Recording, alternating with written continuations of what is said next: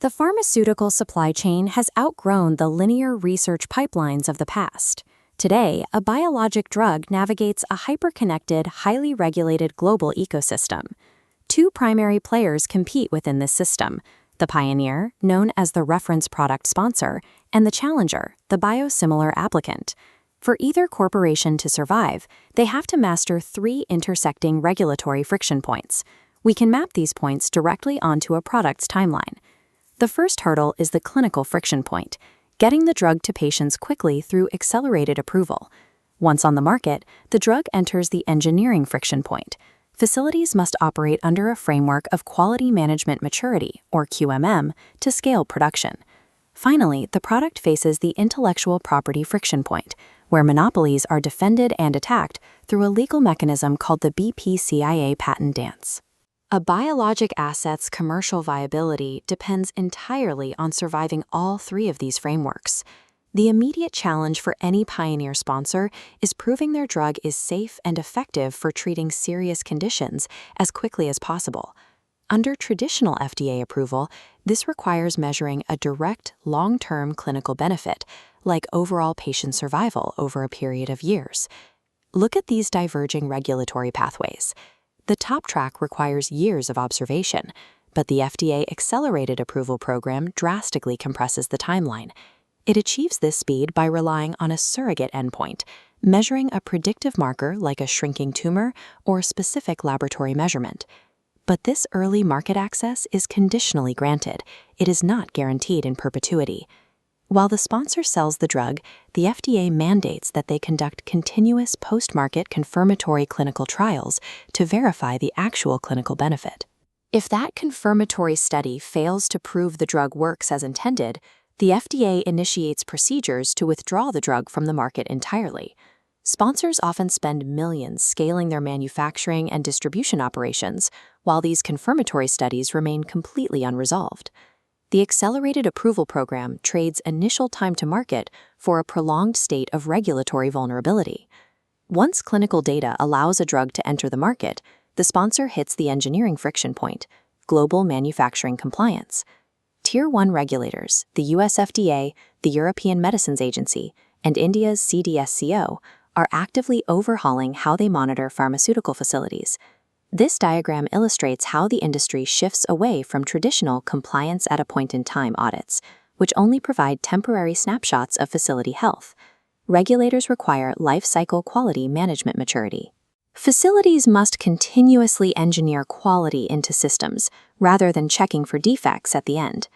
This framework relies on two pillars: continuous manufacturing models and AI-driven data integrity to monitor production in real time. While this philosophy is global, the specific regional rules diverge, requiring sponsors to build highly adaptable supply chains. In Europe, the EMA enforces strict Annex I requirements for sterile production and utilizes the EU AI Act to govern automated facility systems. In the United States, the FDA offers tangible regulatory flexibility, such as decreased inspection frequencies and expedited approvals for facilities that demonstrate high QMM scores. And in India, the CDSCO's revised Schedule M forces their massive domestic generic production sector to align with these exact same global standards. Mastering QMM turns manufacturing compliance from a standard regulatory hurdle into a globally resilient competitive advantage. With clinical data secured and manufacturing scaled, the pioneer sponsor reaches the final and most lucrative friction point: the defense of their market exclusivity. This timeline charts the commercial lifespan of a pioneer biologic. Under the Public Health Services Act, the reference product is granted a highly protected 12-year statutory exclusivity period. During this time, the FDA will not approve a competitor. The competitor designed to break this monopoly is the biosimilar applicant. To challenge the pioneer, the applicant files an abbreviated biologics license application, known as an aBLA.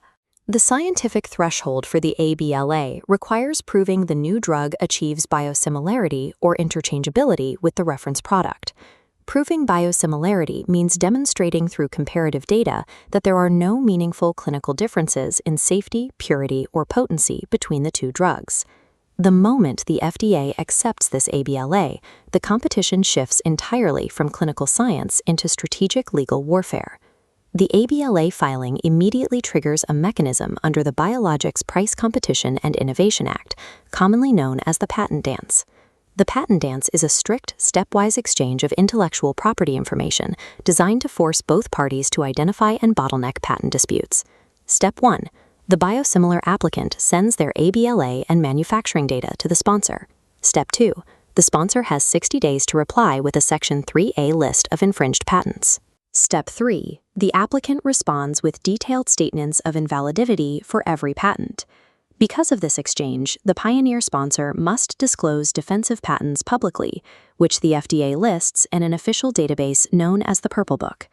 With the patents identified, the two corporations negotiate which specific claims will face immediate first-wave litigation. The biosimilar applicant still faces one final mandatory requirement before launch, providing a notice of commercial marketing. By law, the applicant must issue this notice to the pioneer sponsor exactly 180 days before they plan to launch their drug. Receiving this notice triggers a sudden second wave of patent litigation over any remaining patents not resolved in the first wave. This second wave typically culminates in the pioneer sponsor seeking preliminary injunctions from a federal judge to block the commercial launch completely. The patent dance forces both corporations to put their strategic intellectual property on the table years before a single biosimilar dose ever reaches a patient. Looking at this master view, the complete life cycle of a modern biologic asset is a single, unified system. The clinical speed a company gains through accelerated approval is useless if their facilities fail to maintain post-market regulatory compliance. And scaling global manufacturing through quality management maturity provides zero return if the company loses its intellectual property exclusivity prematurely in court.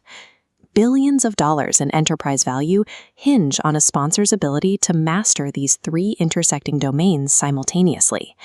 In the modern era of medicine, successful therapeutic innovation is fundamentally inseparable from a rigorous regulatory and legal strategy.